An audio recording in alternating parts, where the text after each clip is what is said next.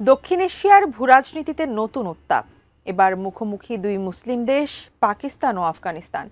পাল্টাপাল্টি হামলায় নিহতের সংখ্যা শত ছাড়িয়েছে বলে দাবি দুপক্ষেরই। তবে প্রশ্ন উঠছে এই সংঘাতের পেছনে ভারতের ভূমিকা নিয়ে। কিন্তু কিভাবে কলকাঠি নাড়ছে নয়াদিল্লি?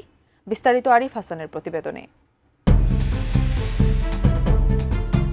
2021 সালে তালেবান ক্ষমতায় ফেরার পর আফগানিস্তানের সঙ্গে সম্পর্ক ছিন্ন করেছিল ভারত। সন্ত্রাস আর মৌলবাদের আশ্রয়স্থল হিসেবে তালেবানকে সবসময় দেখেছে নয়াদিল্লি। অথচ আজ সেই তালেবানেরই পররাষ্ট্রমন্ত্রী আমির খান মুত্তাকি 8 দিনের সফরে দিল্লি পৌঁছেছেন। একসময় যা ছিল কল্পনাতীত, এখন তা বাস্তব। মুত্তাকির সফরকে বিশ্লেষকরা বলছেন দক্ষিণ এশিয়ার ভূরাজনীতির নতুন অধ্যায়। ভারতের পররাষ্ট্রমন্ত্রী এস জয়শঙ্করের সঙ্গে বৈঠক শেষে নয়াদিল্লি ঘোষণা করেছে 4 বছর আগে বন্ধ করে দেওয়া কাবুল দূতাবাস আবার খুলবে নয়াদিল্লিতে। এই সিদ্ধান্ত ভারতীয় নীতিতে এক বড় পরিবর্তনের ইঙ্গিত বহন করছে।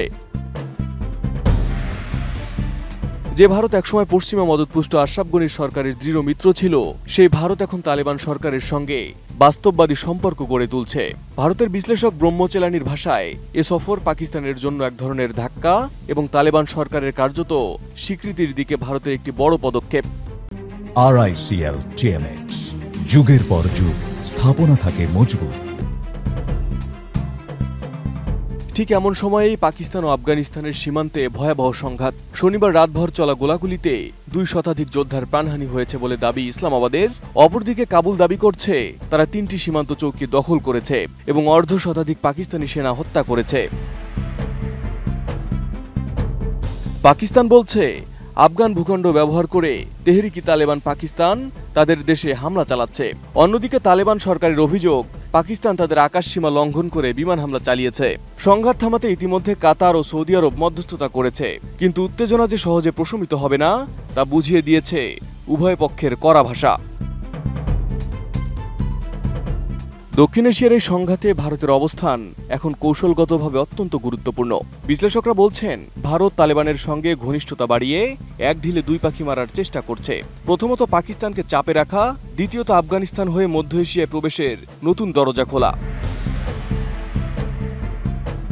এদিকে তালেবানের কাছ থেকে নয়াদিল্লি আশ্বাস পেয়েছে আফগান ভূমি ভারতের বিরুদ্ধে কোনো সন্ত্রাসী কর্মকাণ্ডে ব্যবহার হবে না। বিনিময়ে ভারত আফগানিস্তানে বিনিয়োগ ও মানবিক সহায়তা জোরদার করছে।